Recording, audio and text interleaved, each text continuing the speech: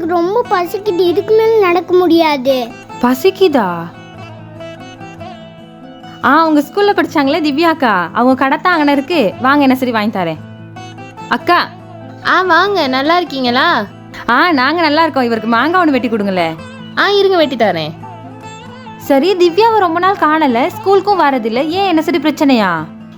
நாங்களே இந்த கடையில வர வருமானத்தை வச்சு தான் அன்னைக்கு சாப்பிட்டுக்கிட்டு இருக்கோம். அப்புறம் எப்படி நான் இந்த காசை வச்சு அவளுக்கு ஃபீஸ் கட்டுறது? அதான் ஸ்கூல்ல இருந்து நிப்பாட்டிட்டேன். அதுக்குன்னு அவளை வீட்டிலே வச்சிருந்தா சரியா? அவளுக்கு கட்டுற ஃபீஸை வச்சு கொஞ்சம் நகையை சரி சேர்த்து வச்சாலும் நல்லபடியா கல்யாணத்தை சரி கட்டி வைக்கலாம். எங்க சொல்றேன்னு தப்பா எடுத்துக்காதீங்க. எங்க வீட்லயும் என்ன கட்டி கொடுக்கும் போது 10 சவர நகை போட்டாங்க. ஆனா இப்ப எனக்கு 10 ரூபா வேணாலும் அவரை தான் எதிர்பார்க்க வேண்டியிருக்கு. அதாங்க, நாங்க எவ்வளவு தான் நகை சேர்த்து வச்சாலும் பொம்பளை பிள்ளைகளை படிக்க வச்சாதான் காலம் பூரா யாரையும் எதிர்பார்க்காம சந்தோஷமா வாழ்வாங்க.